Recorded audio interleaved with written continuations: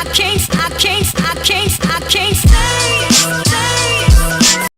guys, so yan, wala akong pasok at hinaantay ko yung text sa akin ng manager ko kasi nagbago nga daw yung may pagbabago dun sa rates and i-explain sa akin kung paano nangyari yun. Tapos ito yung OOTD ko.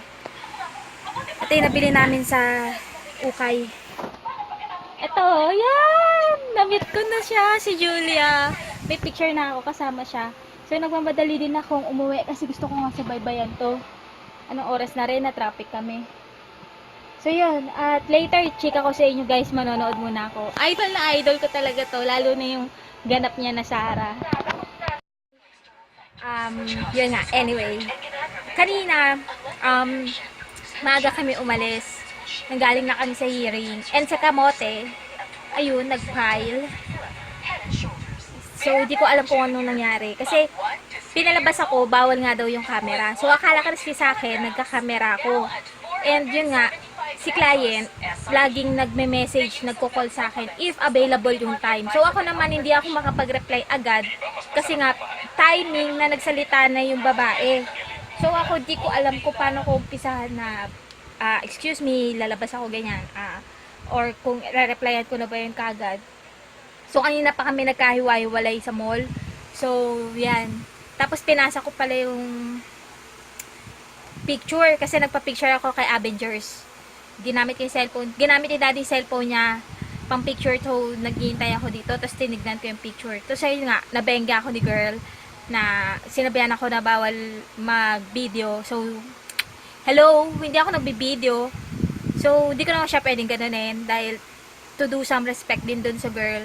And accusation lang naman din yung ginawa niya and hindi naman proven na nagbi-video ako. So, obviously, na-hearing yun na bawal talaga siya. So, dahil yun, automatic, kapag naglabas ka ng phone, yun yung iisipin sa'yo. So, in that side, medyo napahiya ako dun grabe ka. So, inano ko na lang, excuse me, lalabas na lang ako. Doon na lang ako doon ko na lang sila kakausapin sa labas. So, yun na lang sinabi ko, antayin ko na lang, puntahan ko na lang sila sa labas. Ay, nako, minsan kasi yung may mga call sa akin na hindi ko nga talaga pwedeng i-ignore. Dahil doon talaga nakadepende yung time ko. Kasi nga, hindi everyday consistent yung time ko. Dahil may umaga, may hapon, may gabi. So, pag na-miss ko yung call ng isang client, sayang yun. Hindi yun mapupunta sa amin. So, hindi ko naman din pwedeng explain sa kanya na, hey girl, ito yung trabaho ko. Kasi wala naman siya pakialam doon. Dahil iba naman nga kasi yung situation na nandoon kami. Iba yung pag-uusapan doon. Iba yung about doon sa mga dapat maghanap doon sa loob na yun. So, timing lang talaga. Na tinext ko din kasi si mama dito sa maliit na phone na kung saan, yun nga, nagkahiwalay kami. Nauna na ako pumunta doon sa hearing.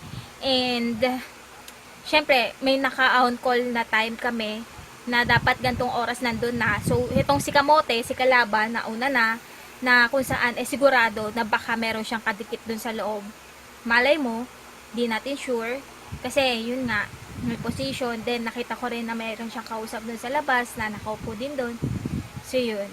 And sana in time, matapos na tong problema dito sa bahay. Kasi, kung ako papipiliin, mas okay na yung ganyan na wala siyang kulay. Kesa naman magkaroon na tong kulay itong bahay na to. Tsaka naman ulit, magkakaroon ng panibagong problema.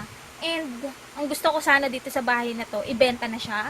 And lumipat ulit kami ng bahay na malayo sa kanila. Na kung saan kasi lahat na lang dito, kinakamkam niya, inaangkin niya, lahat nasa kanya. 'Di ba? So, di mo rin din kasi masasabi na if whole day walang tao dito sa bahay or magbakasyon kami, automatic na mananakawan at mananakawan kami, 'di ba? Kasi katapat mo merong addict. Tapos labas-pasok yung mga tao diyan. Tapos yung gate hindi naman siya as in safety na madali pa rin siya mabuksan. So di mo masasabi na safe ka. So every time na aalis kami dito, dapat meron kaming bantay dito sa bahay. So sina ante, wala na, nasa Pangasinan na, doon na siya umuwi. And syempre nag-aaral doon yung mga pinsan ko, kaya nga pinadala ko na yung ibang gamit ko ron para meron din maggamit yung mga pinsan ko. So kailangan namin ng kasama dito sa bahay. Pero yung kasama na yon, hindi namin kailangan ng tao na ibang tao, kundi family. Family yung kailangan. So, para mangyari yun, kailangan maayos na tong kwarto. Dalawa na kami ng kapatid ko rito. And yung pasilyo, pwede pa siyang lagyan dyan ng kama. Kasi, 'di ba guys, malaki yung pasilyo.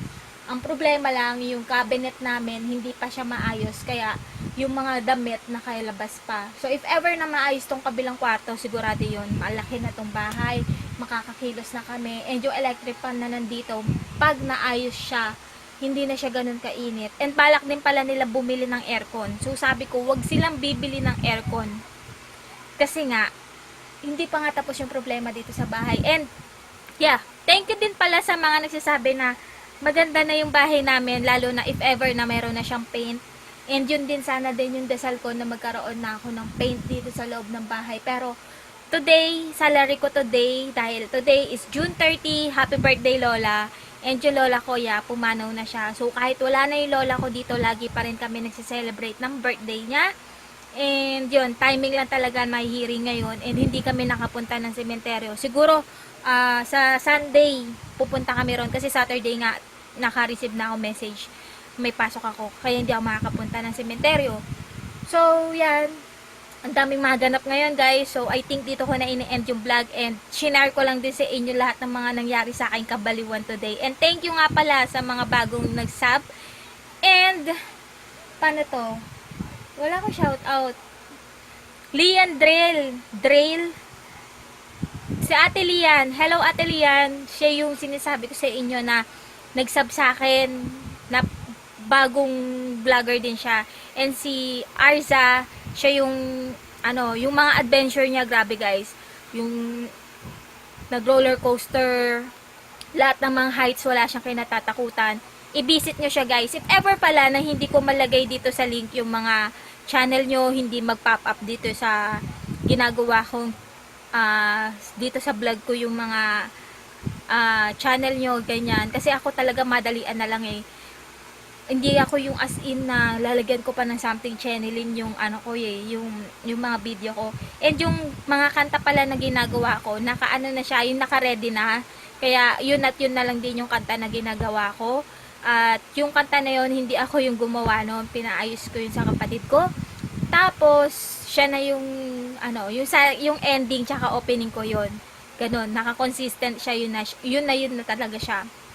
Tapos, ano pa ba yung mga kasi marami akong mga gustong sagutin din kasi sa mga questions nyo na kung saan kapag kayo open ko na siya, hindi ko siya mabasa, baka nandoon siya sa sa spam. So i-check ko siya. And kahapon hindi ako nakapag-laptop, ilang days din ako hindi nakapag-laptop kasi nga na-busy ako. And thank you Kuya Yudenhon kasi yung sa tinuro mo sa akin. And hindi na ako ngayon nangangarag mag-upload. So ngayon yung last day ng upload ko, kaya kailangan ko na uling mag-edit. And yun guys, dito ko na ini-end yung vlog. Sa mga nabanggit kong channel, nandoon siya sa Instagram ko, naka print screen doon lahat ng mga vlogs na hindi ko pa napapanood. So yun yung mga binabaon ko sa studio, and yung mga tapos ko nang panoorin, makikita nyo naman doon yung like ko, yung comment ko, etc. Napanood ko na kayo ngayon dito sa bahay. So, if ever man na hindi ako umabot or hindi ko matapos yung mga vlog nyo, sinisave ko siya. Pagkatapos, dun ko na tinutuloy sa work ko yung video. So, yun ang lagi kong ganap. So, if ever man guys na wala akong comment sa inyo, nagiging silent viewer na lang talaga ako kapag dun na ako sa work nanonood ng mga vlog. Pero, try nyo pa rin i-visit yung Instagram ko, nandoon siya guys. So, kahit nasa work ako, updated na ako ngayon sa mga vlog nyo kasi nga, kumbaga, continuous yung continuous yung loading ko eh. Kaya, yun. Sana nag-enjoy kayo sa aking kadaldalan. Bye! Ingat lagi. Salamat sa lahat ng mga napapadaan. I chase,